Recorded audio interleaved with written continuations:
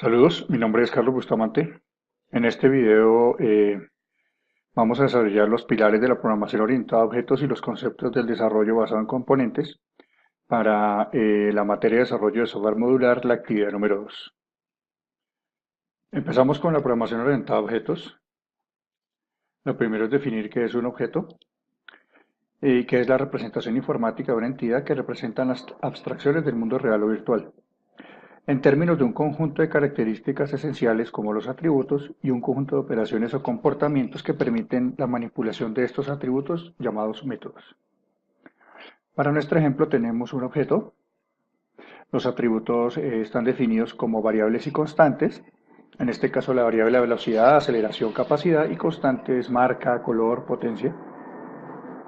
Y los métodos, que son acciones que comete el objeto, que ejecuta el objeto, como por ejemplo arrancar motor, detener motor, acelerar, frenar. Y algunos métodos están acompañados de valores o parámetros. Las clases son declaraciones que representan un tipo particular de objeto con características o comportamientos similares. También se podría definir como abstracciones de objetos.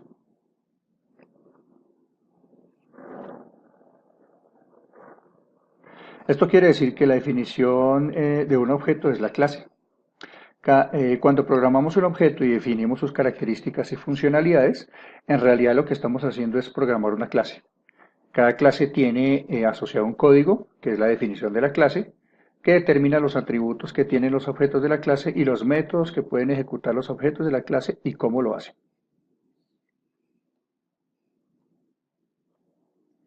Diferencia entre clase y objeto.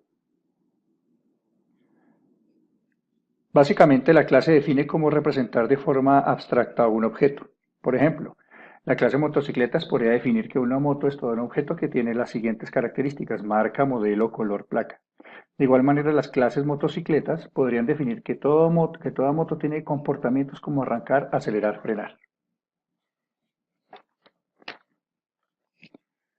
Ahora bien, cuando cada una de estas características toma un valor que puede representar una moto de la vida real, a cada objeto distinto formado a partir de una clase se le conoce como instancia.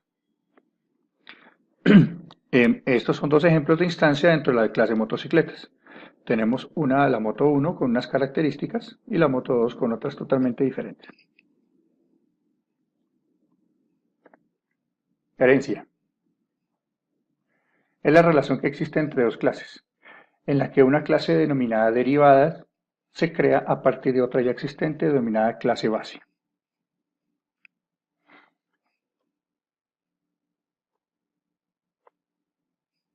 Este concepto nace de la necesidad de construir una nueva clase y existe una clase que representa un concepto más general. En este caso, la nueva clase puede heredar de la clase ya existente. Si hablamos de nuestro ejemplo de una moto, podríamos tener la necesidad de escribir una moto de calle y una de tipo turismo. Las dos poseen las características básicas como color, placa, cilindraje.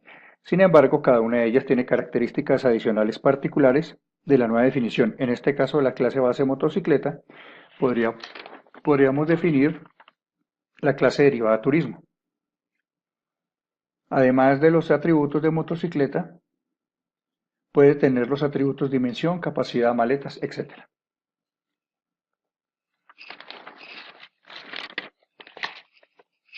Poliformismo.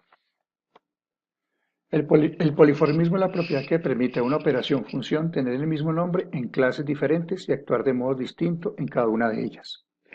Esta propiedad es intrínseca a la vida ordinaria, ya que una misma operación puede realizar diferentes acciones dependiendo del objeto sobre el que se aplique. Siguiendo con nuestro ejemplo de la clase motocicletas, tan simple como la función de la moto de acelerar, esta función internamente implica muchas cosas. Sin embargo, sin importar si el motor es eléctrico o de combustión interna de 2 o 4 tiempos, sin importar que los cambios sean automáticos o manuales, la acción esperada para cada objeto que funciona diferente es la misma. Abstracción. Expresa las características esenciales de un objeto, los cuales distinguen al objeto de los demás.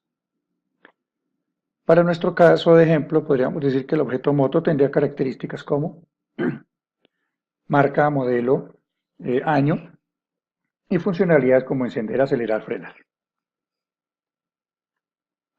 Sobrecarga. Se refiere a la posibilidad de tener dos o más funciones con el mismo nombre pero funcionalidad diferente. es decir, dos o más funciones con el mismo nombre realizan acciones diferentes. Constructor. El constructor es un método especial dentro de una clase. Se suele utilizar para darle un valor a los atributos del objeto al crearlo.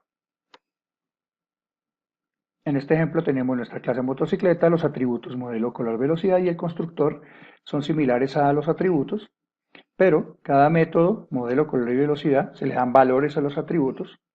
Creando el objeto, instanciamos la clase y pasamos los parámetros al constructor.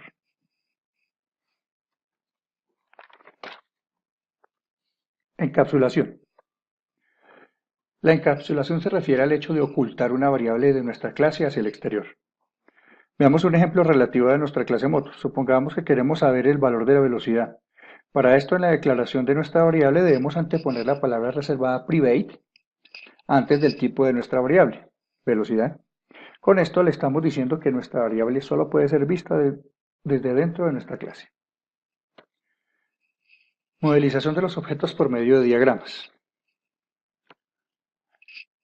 La técnica de modelado de objetos metodología OMT es un modelo de una abstracción de algo, con la finalidad de comprenderlo antes de construirlo, ya que un modelo omite los detalles no esenciales. Es más sencillo manejarlos que manejar la entidad original. Esta técnica es tripartita, ya que toma en cuenta tres puntos de vista: modelado de objetos, modelado dinámico y modelado funcional. Dentro del modelado de objetos, podemos decir que es el modelado más importante, ya que en él se identifican las clases dentro del sistema junto a sus relaciones, así como sus atributos y operaciones, lo que representa la estructura estática del sistema. El modelado de objetos se representa mediante un diagrama de clases. El modelo dinámico representa los aspectos temporales del comportamiento de control del sistema mediante la secuencia de operaciones en el tiempo. Y el modelo funcional representa los aspectos transformacionales de función del sistema mediante la transformación de valores de los datos. Se representa mediante un diagrama de flujo. Cada modelo describe un aspecto del sistema, pero contiene referencia a los demás modelos, lo cual indica que los tres no son totalmente independientes. En este diagrama podemos ver en qué consistiría el proceso de la metodología OMT: análisis, diseño del sistema, diseño de objetos, codificación y pruebas. Todos están íntimamente relacionados. El segundo punto es el desarrollo basado en componentes.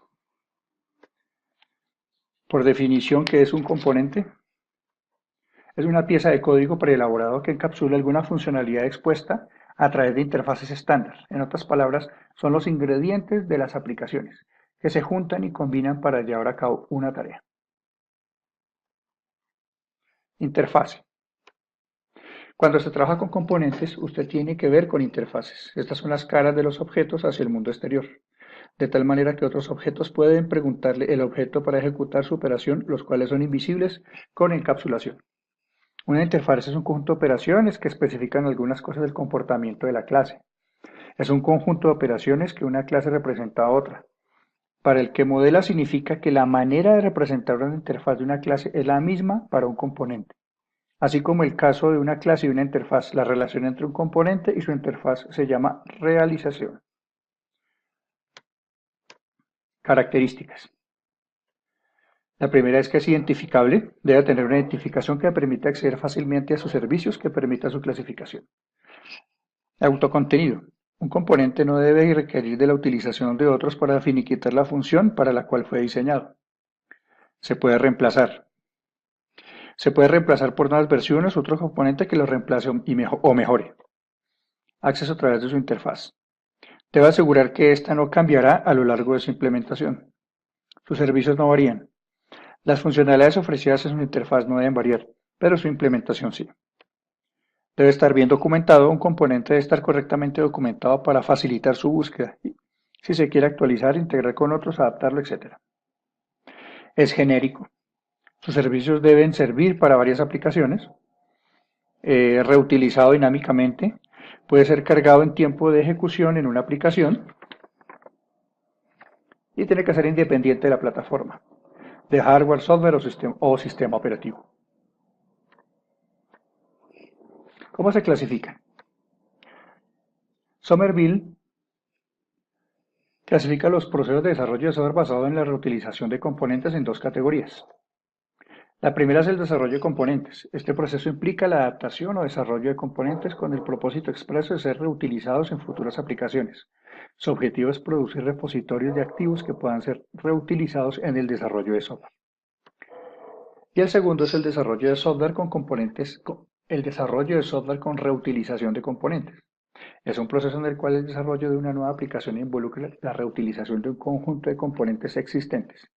Este enfoque maximiza la reutilización de componentes de software existentes y reduce el número de componentes que requieren ser desarrollados en su totalidad. Acoplamiento. Es la forma y nivel de interdependencia entre módulos de software. Mide el grado de relacionamiento de un módulo con los demás. A menor acoplamiento, mejor. El módulo en cuestión será más sencillo de diseñar, programar, probar y mantener. Uso de componentes COTS.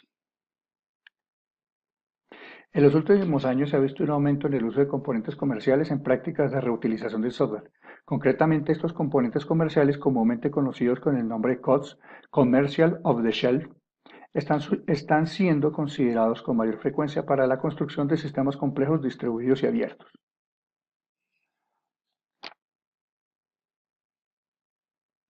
Para la elaboración de estos sistemas, los ingenieros utilizan metodologías, procesos y técnicas de desarrollo basado en componentes.